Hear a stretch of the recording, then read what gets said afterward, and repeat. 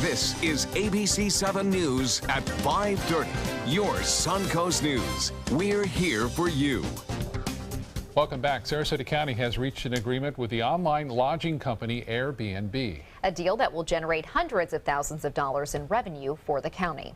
ABC7's Dwayne Lindo is joining us with the details of this new deal. Dwayne. Well, Haley, years of negotiations finally came to an end Monday morning with the county commission approving the agreement. And as one Airbnb host put it, the deal makes an equal playing field for anyone in the county advertising through the company. A typical Airbnb host on the Suncoast not only can earn thousands of dollars by opening up their home, but a lot more. It's a lot of fun because people are there, they're happy, they're on vacation, so it's a really good contact with people. Now a deal between the company and the county calls for the reporting and collecting of Sarasota's bed tax on Airbnb's short-term rentals. That if they're renting their property and they're doing it on a temporary basis, they owe the local tourist tax of 5%, and they also owe to the state of Florida the 7% sales tax. For Richard Deere, who has 3 Airbnb rentals, this deal makes sense. This, I think, normalizes it countywide and makes it equal playing field for everybody advertising through Airbnb. Giving the county access to seek property owner information and past revenues. When people come here on a seasonal basis, that 12% tax is a significant amount of tax. And if people aren't charging that to the customer, they have a significant advantage to those of us who are playing the game correctly. According to Sarasota tax collector Barbara Ford Coates, this helps the county's tourist development dollars in the process. As we understand it from Airbnb, they believe that this will result in $350,000 more in tourist taxes on an annual basis. An annual tax that totaled more than $20 million for the 2016 fiscal year. Many people are complying with the law. We're always looking to make sure we're being fair and that everyone is collecting the tax that is due. And the new agreement will take effect on May 1st of this year. Haley, back to you. Thank you, Dwayne. The Punta Gorda police officer who was fired from his job after being charged with manslaughter now wants his job back. Officer Lee Cole is appealing the city's decision. A hearing has been scheduled for April 20th at City Hall in Punta Gorda. The hearing will be conducted by the city manager and will allow Cole to call witnesses and present evidence in his defense. In August of last year, Cole accidentally shot and killed 73-year-old Mary Knowlton during a Citizens Academy. Police Chief Tom Lewis is also facing culpable negligence charges. Some pinwheels are now spinning in different areas of Holmes Beach as a reminder that all children deserve happy, healthy childhoods. April is Child Abuse Prevention Month. The City of Holmes Beach and the Holmes Beach Police Department are partnering with Manatee Children's Services to bring awareness to this problem. They're placing these blue pinwheels to represent prevention in Manatee and Sarasota counties. Holmes Beach Police Chief William Tokajer reminds everyone if they see something abnormal to report it. If you don't think that it's the right thing that a parent is doing, you need to bring it to somebody's attention. You know, if we can't protect our own children, they are our future, and we have to make sure that they are successful and that they're healthy and happy and live in a good environment. The Child Help National Child Abuse Hotline to call 1-800-4-CHILD. Tonight, those who were killed in a crime will be remembered in Manatee County with a candlelight vigil. The Manatee Victims' Rights Council is organizing the 32nd annual event. The vigil celebrates the progress made for victims' rights in the justice system. It is part of National Crime Victims' Rights Week, which raises awareness about resources for crime victims in our community. Bradenton Police Chief Melanie Bevan will be among the guest speakers. The vigil takes place tonight at 7 o'clock at the Renaissance on 9th in Bradenton.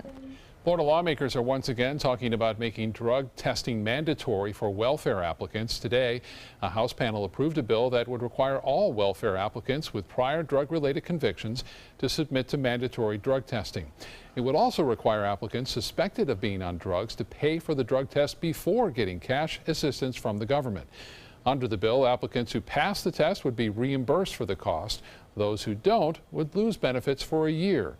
A similar 2011 law requiring drug screenings for all welfare applicants was declared unconstitutional. A bill that would implement Florida's medical marijuana constitutional amendment is also moving ahead in Tallahassee. The bill passed its first committee today. It includes parts of 4 other bills that were considered by the committee 2 years ago. The biggest addition is it grants 5 new distribution licenses by October, plus 4 additional for every 75,000 patients registered. Previous license additions did not start until 125,000 patients. There are currently 7 licensed distributing organizations in the state. The official start of sea turtle nesting season is right around the corner. The city of Venice wants to make sure the public knows how to keep them protected. During the season, artificial lights, including flashlights, vehicle lights, and lights shining on the beach from windows and walkways, are prohibited. The light causes the turtles to move away from the water, putting them at risk to become dehydrated, eaten by other animals, or end up in a street where they can be crushed by cars. You can learn more about how to help these turtles at a free presentation tomorrow at City Hall in Venice. It starts at 9 o'clock in the morning. And maybe the beach was the place to be today. Totally was. Yeah. You need to cool off somewhere. Let's get the latest with Chief Meteorologist Bob Harrigan. Bob? Yeah, speaking of the beach, the Crystal Classic always raises money for that turtle program as well for Moat Marine, so make sure you turn the lights off. We are looking at not very healthy, not unhealthy, and really not too terribly bad. We have a high particulate matter as far as the air quality index goes. It puts it in the moderate range at 59 right now, and that's due to the fact we have the strong south wind we had over the last 3 days now. Picks up dust, debris, and on top of that we have high pressure, which acts as a cap in the atmosphere. It doesn't allow a lot of mixing going on in the mid to upper levels of the atmosphere. So that's going to be an issue, but not bad. Lots of rain here, cleaning the atmosphere out. That's what we need, some rainfall to wash things out, and that hasn't happened in a while. We'll see some showers, I think, mainly Thursday morning, just around sunrise. You can see them heavy weather right now, some rotation, at least some early indications of some rotation out there with some of these cells north of our area. We are not going to see this rain here. More in the forecast in just a few minutes. Back to you. All right, Bob, thank you. Right now, police in Texas are on the hunt for a cop killer. Overnight, authorities released this video of the suspect's black getaway car leaving the scene of the crime. Police say someone in that vehicle pulled up to the Baytown, Texas courthouse Monday morning and opened fire on Harris County Sheriff's Assistant Chief Clint Greenwood. Investigators say Greenwood then radioed for help, reportedly saying he was bleeding out. I heard 2 shots. He was on the ground. And then I saw the cars coming very quickly. The Houston Chronicle reported just last week that Greenwood told co-workers he felt threatened by someone he'd once investigated in a corruption case. Meanwhile, police are looking for a man seen in the area at the time Greenwood was shot. An update now on the project to repair a stretch of interstate in Atlanta that collapsed because of a huge fire. Officials say they hope to have I-85 repaired by June 15th. The interstate, which is a major artery in Atlanta, caught fire and collapsed last week. The project was initially estimated to take months, but officials say the demolition process is almost complete. According to the Georgia Department of Transportation, the state is giving the contractor some extra incentives to finish the job quickly. Authorities have arrested 1 man for starting the fire. Florida lawmakers are looking into creating a new system to better access children's programs. The bill would create a coordinated child assessment system for state-funded school readiness programs and voluntary pre-K classes.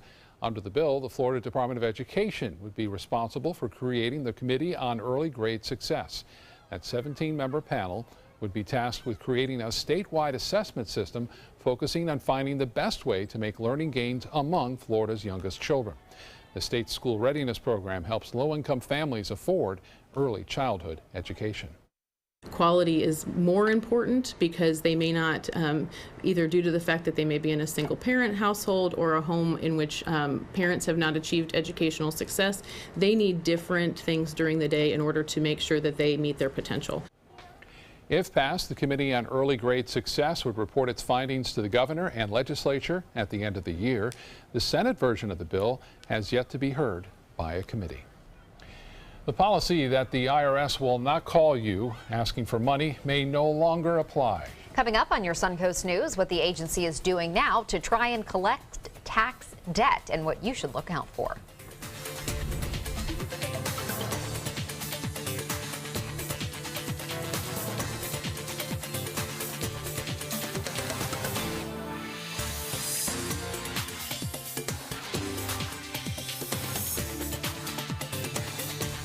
My Hometown Fest is coming to Nathan Benderson Park Saturday, April 15th. Join us for culinary favorites from across the U.S. paired with your favorite craft beers. There's also great live music and activities for adults and kids. Buy your tickets today at myhometownfest.org.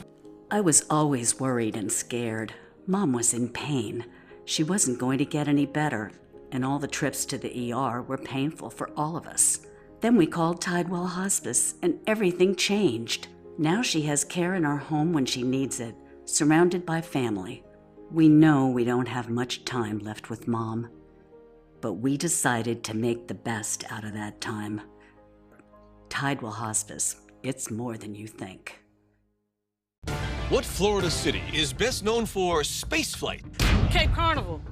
Cape Carnival? Close enough. What condiment includes vinegar, molasses, and anchovies? Westchester sauce? Close enough. And now, a word from our sponsors. One-off from the Florida Lottery. Now available for pick 2, 3, 4, and 5 games. Miss by one on any or all numbers and still win. Are you considering joint replacement or revision surgery? Consider this. Dr. Edward Stolarski has performed thousands of successful joint replacement procedures and trained surgeons from all over the world. Using advanced technologies, Dr. Stolarski is able to perform some of the most complex surgeries. I wish I knew about Dr. Stolarski much sooner. After the surgery, I don't have any pain. It's like I've got a 16-year-old hip. My name's Ed Stolarski. What I really do is I give people back their life. Schedule a consultation today. The Sarasota Film Festival is March 31st through April 9th, featuring independent films from around the world, panels, parties, and conversations with stars, all happening in downtown Sarasota. You don't want to miss it, so get your festival guide and choose the films and events you want to attend. Buy your tickets online, by phone, or at the Hollywood 20 box office. They go fast, so get them now. So join us to see and be seen. So many times we underestimate the human spirit's drive to recover. We often see people surpass what any of us might have expected initially. The Rehabilitation Pavilion at Sarasota Memorial is the top of the line. It allows us to really bring the patient's recovery to the next level. Tickets are going fast for My Hometown Fest, being held from noon till 5 p.m. Saturday, April 15th at Nathan Benderson Park. Enjoy foods from 40 area restaurants, 60+ craft beers, live music, and lots of fun. Buy your tickets today at myhometownfest.org. The IRS is making a drastic change, and it may impact you. The agency will now hand over some of the debt collection work to 4 private firms that will most likely call you about the taxes you owe. ABC's Stephanie Ramos explains what to look out for. The reason of this call is to inform you that the IRS is filing lawsuit against you. Millions of Americans have heard that threat from scammers claiming to be from the IRS. Swatali Kapura is a victim. You will be in prison for 2 years. For years, the IRS has warned against callers demanding money, saying the IRS does not do that. If you're at all behind on your taxes, the IRS will have a private company call you starting this spring. It's part of a new program where debt collectors have been hired by the IRS to chase down long overdue taxes that the IRS just can't get to. And they had no choice. A new law enacted by Congress in 2015 requires the IRS hire debt collectors to help pay for new roads. But these new contracts could cause a spike in scam calls. So here's how to make sure you're not being scammed when this new program kicks in. The IRS will contact you multiple times in writing before you're ever called by contractors. You won't hear from a private collector unless you have multiple years of overdue taxes, and all payments will be made to the IRS, not the contracted company. If you get a phone call from the IRS and it's this really aggressive, threatening sounding kind of a thing, hang up. If you're not sure if you have unpaid accounts with the IRS, visit irs.gov, plug in your information, and it should tell you. If not, give them a call. Stephanie Ramos, ABC News, New York. And now for a check on our forecast, let's head over to Bob. Here are the weather headlines as they read. A warm Wednesday expected to continue with temperatures topping out near 90 inland areas. And then some rain will move in early Thursday morning, should be over by noon on Thursday. And then look for some cooler temperatures to stay with us through Sunday. We're talking low temperatures, more like January and February, in the low 50s in some cases, mid to upper 50s near the beaches on Saturday morning and Sunday morning. Some high surf causing some problems with some rip currents out on the water, so a rip current advisory is in effect for area beachgoers, so keep that in mind.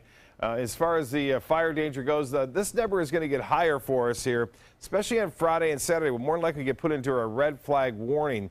And what that means is that the danger for fires and spreading of fires will be rather high due to the windy conditions and very low humidity that's expected to move in behind the front. Right now there's a front. It's a stationary front at that. That is over North Florida right now, producing some heavy rainfall over I-75, stretching all the way over into I-95, and that activity continues to push basically to the east with a slight drift to the north right now. Some of the cells are rather intense too, producing the possibility of some frequent lightning, even some small hail as they make their way off to the east. Not much going on here along the immediate west coast where we live, but some showers along the east coast. Those are pushing off toward the east. Currently, we have mostly sunny, hazy conditions, 82 degrees. The dew point way up there at 71, and winds are brisk out of the south at 16. The pressure is still not too bad right now, 29.92 inches, which is considered standard pressure. 84 degrees the high today. No record, but it's still warm, well above average of 79. The record was 90, set back in 1970. And this morning's low was a record warm low temperature. No rainfall to report. We could use a little bit of rain. We may get some. We're not looking at a big widespread rain event, but there could be some showers and even a few thunderstorms on Thursday morning. Well, the hourly forecast for Wednesday really doesn't change much. Temperatures will warm into the mid-80s. There'll be sunshine mixed with a few clouds now and again. On top of that, it will be breezy. Winds will be out of the south and southwest, anywhere from 10 to 15. So boaters beware. Seas will be running a little higher than what they normally do. And you can see that wind will stay out of the south. Eventually, it switches around to a northwesterly direction. That happens late Thursday, and that starts to usher in some cooler temperatures for us, at least for a few days. And then we'll warm up as quickly as Monday of next week. Well, the front will gather some strength on Wednesday, and then by Thursday, you'll start to see some showers and storms fire up. Now, right now, it doesn't appear that we're going to see anything too severe, but with all these fronts, whenever you move through the Gulf of Mexico and water temperatures in the upper 70s now, there's a chance that one or two of them could produce some locally heavy rainfall and even some strong gusty winds. So we'll keep an eye on that, especially Thursday morning, just around sunrise. And then the whole thing clears out of here by noon, and we start to see that breezy and dry condition move in for Thursday afternoon and continuing through Friday and Saturday. Well, elsewhere across the U.S., things are fairly quiet across the southeast with the exception of that front now over central Florida. For boaters tomorrow, south winds at 10 to 15 knots, and we'll have a moderate chop. Seas will be running anywhere from 2 to 3 feet. The water temperature at 79. UV index will be high again tomorrow. We'll see some haze around tomorrow as well. High tide at 7:02. Another high tide will be at 11:22. Sunset at 7:49. Sunrise at 7:16. Tonight, mostly fair, warm and breezy, 70 for your low. And then for tomorrow, look for a warm and breezy day, high of 85. Mostly sunny, south winds 15 to 20. The extended forecast calls for a few morning showers on Thursday, clearing in the afternoon and turning breezy and cooler with highs in the low 70s. Again, 72 on Friday, 73 on Saturday, and low temperatures in the low 50s to mid 50s, both on Saturday and Sunday morning. Back to you. Thank you, Bob. Now to Suncoast Traffic Watch. Right now, there's an accident on Honore Avenue in Bradenton, but it does not seem to be tying up traffic. President Donald Trump is already tossing out new internet privacy protections. The president signing a resolution repealing the rules adopted in the final days of the Obama administration. The rules required internet service providers to get your permission before collecting or sharing your data. That included your browsing history, app usage, and geolocation. Opponents say those rules put a cap on service providers, while companies like Facebook or Google would still be collecting your data. Democrats and privacy advocates claim personal information will now go to the highest bidder. Entertainment news is up next. Stay with us.